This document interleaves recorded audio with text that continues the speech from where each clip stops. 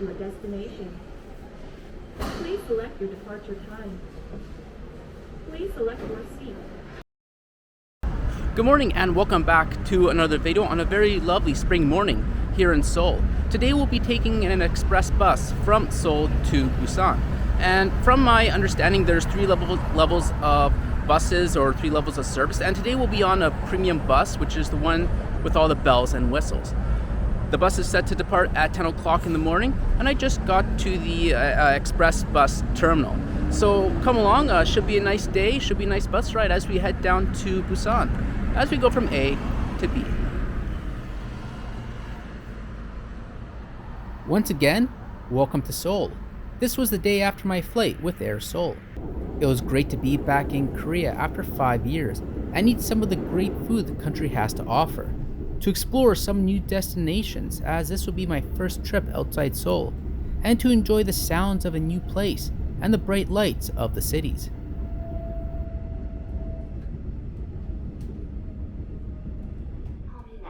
The Seoul Express Bus Terminal is located in the south part of the city across the Han River, which can be accessed easily with the subway.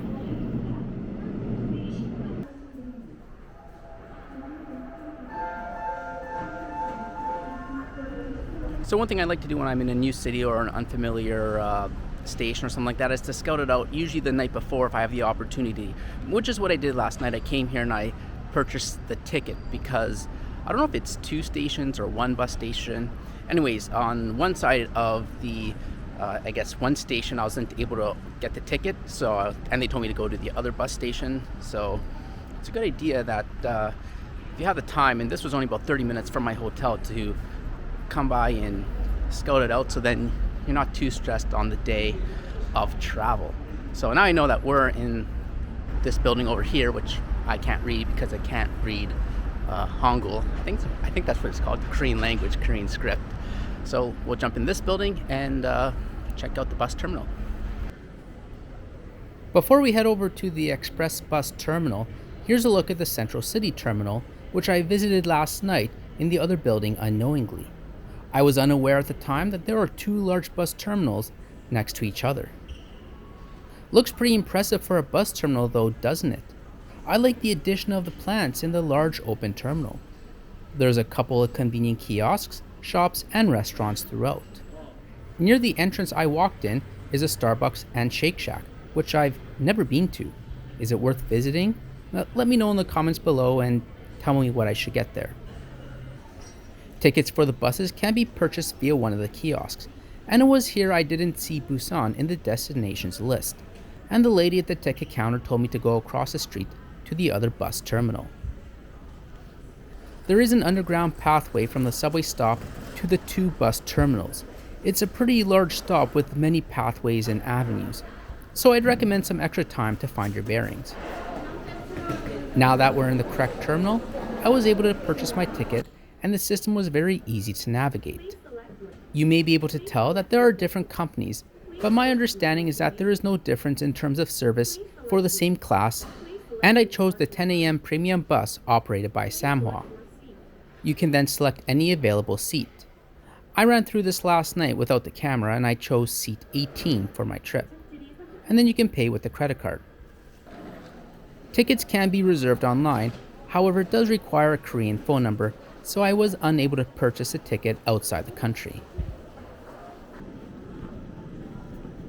The terminal, like the one next door, is pretty large, so it's a good idea to find your boarding point.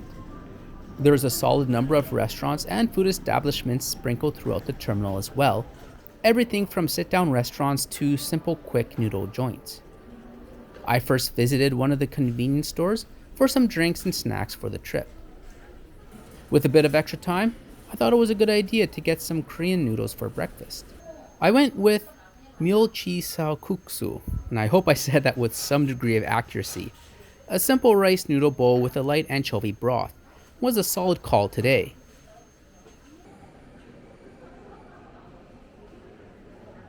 Today we're boarding from stand 2 at the end of the terminal. While boarding, just scan your ticket's barcode upon stepping on board and head to your seat. 18번 좌석입니다. And first impressions of the seat on these premium buses don't look too bad, do they? 10 a.m. on the dot, we start making our way.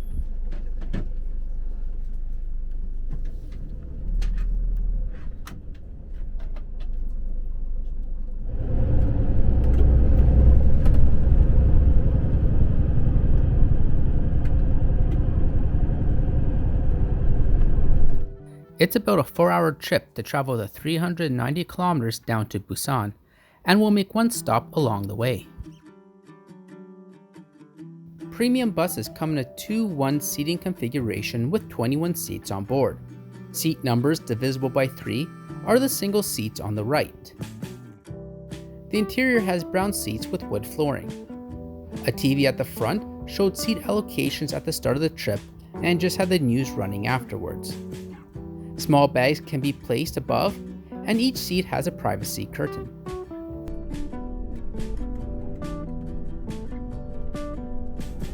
The seats are wide and comfortable, a relaxing choice for a highway bus seat. White antimacassars drape over the adjustable headrest. The left armrest houses the controls for the entertainment system and a USB port, while the right has the seat controls. For my particular seat, the original buttons have been replaced by the ones you find in cars, so disregard the locking and window symbols. The seat provides a nice recline.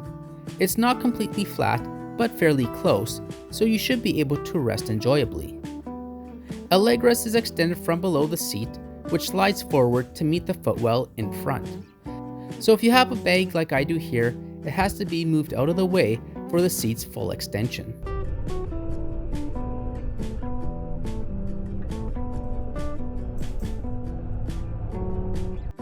Seatback contains the TV screen, and from my research, I think this is the biggest difference between the premium and excellent buses.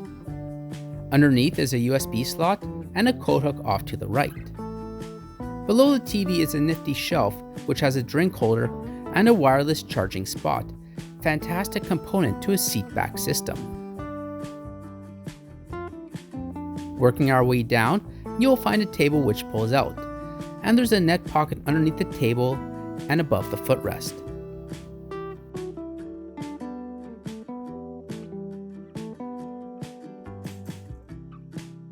Off to the left of the seat is a reading light, which I guess you can use as a type of interrogation flashlight. And above is the air controls.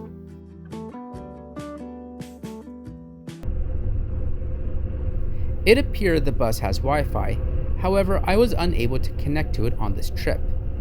And of course, if you haven't already, I invite you to subscribe for continued travel and aviation related content.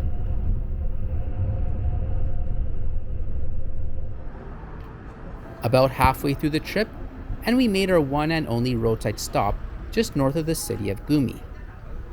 I really enjoy these service centers wherever I travel, and seeing what they have kicking about. There is no washroom on the bus, so the facilities at these rest stops come in handy. Looks like on the outside, there is some coffee and some quick grab-and-go items with a bit of seating to enjoy on a nice day.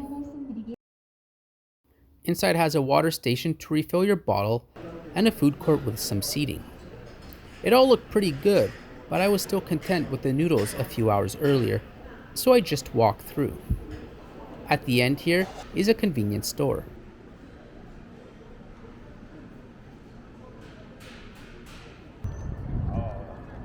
I wasn't sure how long the break was scheduled for. There was no time indicated at the front of the bus, so I didn't spend too much time off of it. At 12:38, it was time to hit the road once more for the last half of the trip.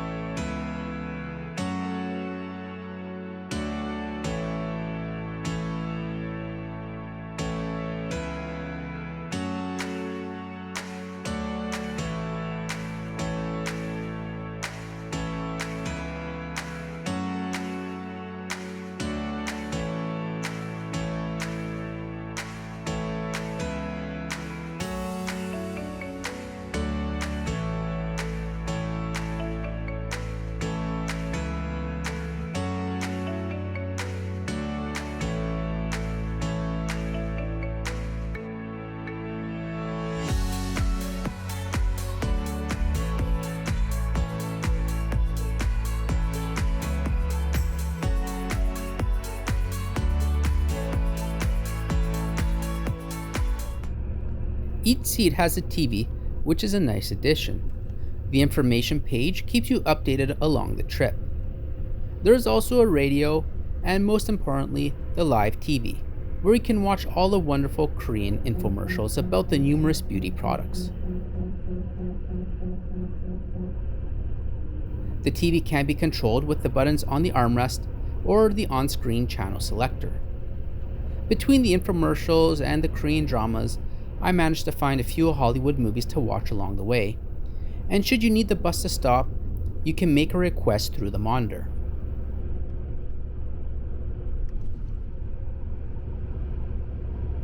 Overall, this was a very enjoyable trip. Weather was pleasant, and there was good sights along the way.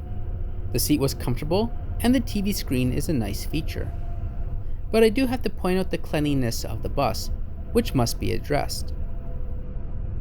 The pocket off to the left side for a cell phone had some garbage in it, more than I like, and rendered the pocket unusable.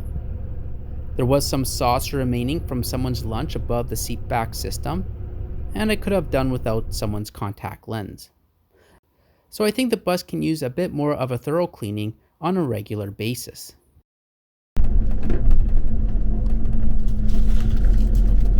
About 4.5 hours later, and we reached Busan Central Bus Terminal, which is located in the north part of the city. The price of this trip came out to 41,700 Korean won. The bus terminal is connected to the subway, so you can easily reach the city center from the terminal. Alright, so we made it to Busan, and I made it down to Busan Station, which is right behind me. Actually, the bus terminal is about 50 minutes by the subway down here, but you know, thought it was a nice backdrop to end the video, and now that I realize that the sun is just in that perfect spot to hit the eyes. But anyways, overall it was a nice 4.5 hour trip down, and I enjoyed the seat on the bus, and I was able to catch a movie. There's so many channels. I couldn't believe how many channels there are, but there was a few with Hollywood movies, so I was able to watch a movie and enjoy the sights along the way. And then there was one break period about halfway through, about 2 hours 15 minutes in. So overall it was nice enjoyable bus ride down to Busan. Let me know what you thought about the premium bus here in Korea. Thanks for watching, and I'll catch you in the next episode, which will be tomorrow when I'm flying, back to Seoul.